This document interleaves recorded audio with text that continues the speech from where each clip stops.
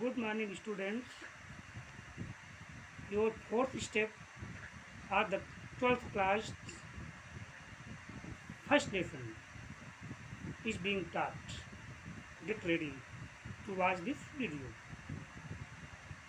सभी छात्र जो कक्षा 12 में अध्ययनरत हैं वो अपना चौथा स्टेप फर्स्ट लेसन का देखें, पढ़ाया जा रहा है।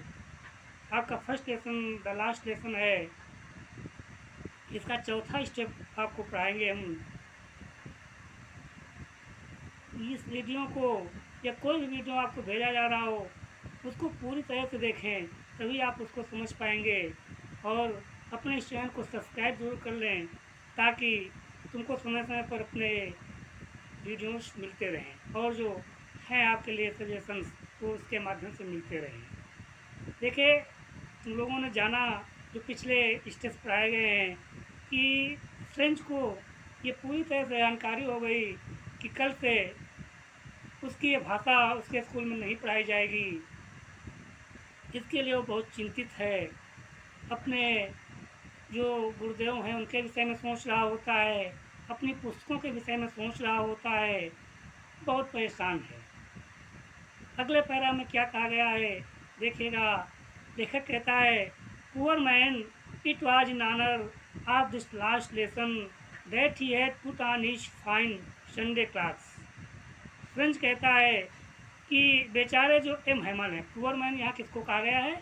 एम हैमल को कहा गया है। तो लेखक कहता, पुअर मैन, बेचारे M Hamel, it was in honour of this last lesson that he had put on his fine Sunday class.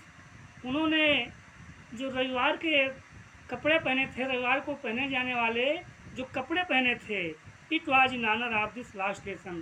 तो क्या कारण था कि इस लास्ट लेसन के पढ़ाए जाने के सम्मान में, यानी इस लेसन के सम्मान में उन्होंने संडे वाले क्लॉथ्स पहने थे। आगे, and now I understood why the old man of the village were sitting there in the back of the room.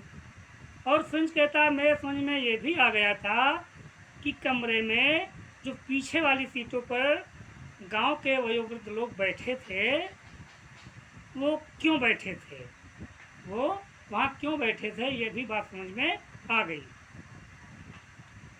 It was because they were sorry too. ऐसा इसलिए था क्योंकि वो लोग दुखी थे, उन्हें भी खेद था। किस चीज़ का खेद था?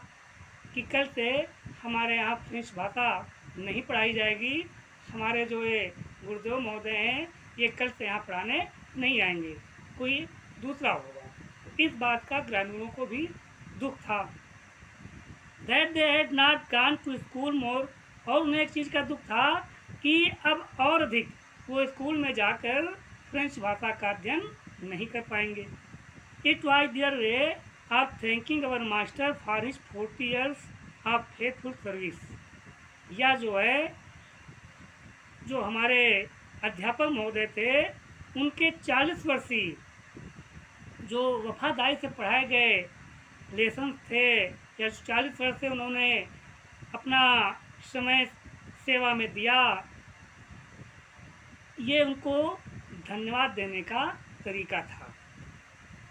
आगे, and showing their respect for the country that was there no more. और उस देश के प्रति जो उनका नहीं था उसको भी सम्मान प्रदर्शित करने का उनका एक तरीका था कि सभी लोग एक साथ इकट्ठा हुए हैं और अपना आपस में चिंतन कर रहे हैं, चर्चाएं कर रहे हैं और गुरु जी की जो बातें हैं, सजेशंस, उनको स्वीकार कर रहे हैं।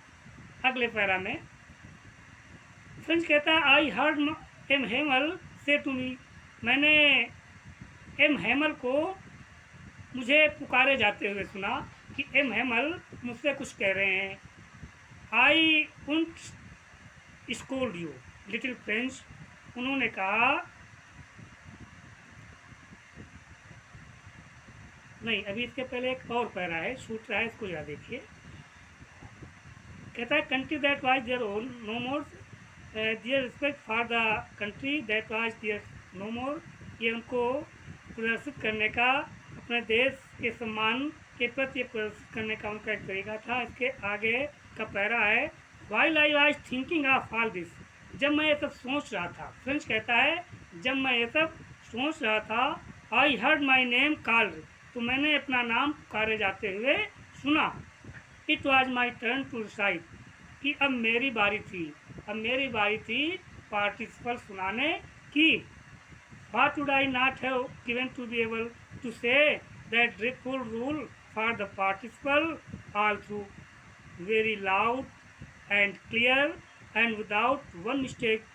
What would I not have given to be able to say, जिसको मैं कह पाने में सक्षम नहीं था। कैसे कह पाने में?